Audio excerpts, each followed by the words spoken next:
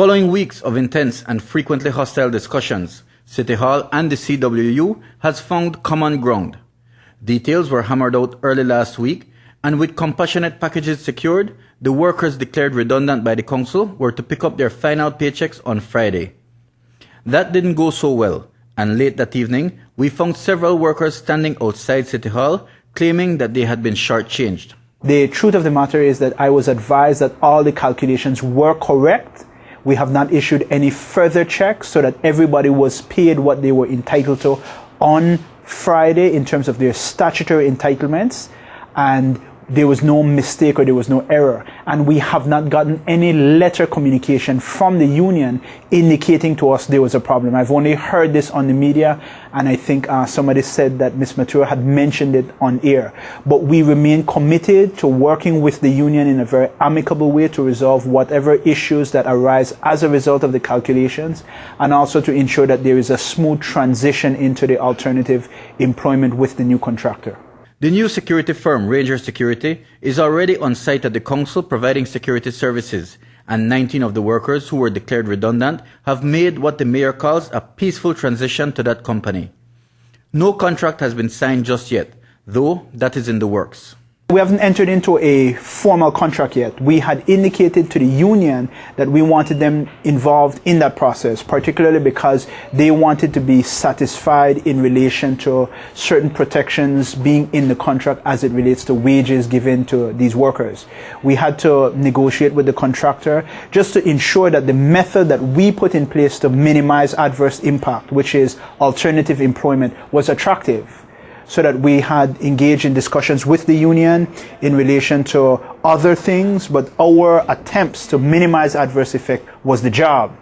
And the contract has not been signed, which is quite usual in these circumstances. You have people who provide private security services. You have KBH, you have AAA, you have Priority, all of whom we had contacted in this discussion to move towards a privatization. But a lot of these firms don't have an extensive written contract. They would be built. We have a rate that we're paying these persons. We have the areas where they're providing security services. We want to enter into a written contract with them just to set out what the obligations are and additional protections, including the wage protection for workers, and we want the union to be involved in that process. There was to have been a meeting last Friday, but that was put off because of bad timing. Still, the mayor maintains that the union will be a part of discussions prior to the signing of the contract, hopefully this week. During negotiations, Bradley had claimed that the council would realize savings of about $300,000 annually because of the privatization. Despite the base salaries for security officers being increased as part of final negotiations, the mayor says that figure hasn't changed significantly. It's pretty much the same.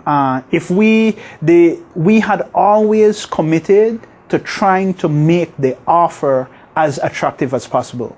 Even before the union got involved, the city council went the route of this particular contractor because this person had agreed at first to take everybody. And when we looked at it and when he assessed and evaluated his staff requirements, he didn't take everybody.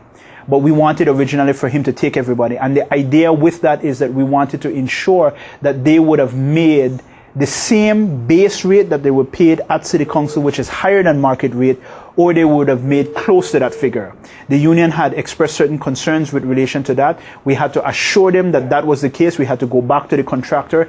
There was a difference so that we are shelling out more in relation to that, but it's not much more. And we are estimating that by the ending of tomorrow, or by latest on Monday, we would have a signed agreement which the union will have an opportunity to vet. We could also disclose information in relation to the actual cost savings, what this costs the city council will be in the agreement, and I had committed that we're going to share that with members of the media as well, so that they could be satisfied that the contract that's executed is a standard contract. It sets out the terms, it sets out the places of security, it sets out the rate, and provides what the union really wanted, that guarantee and safeguard in relation to the salary to be paid to these employees. The new security firm is headed up by Hiram Longsworth, who was previously in charge of personnel at the Council Security Department. Mike Rodon for News 5.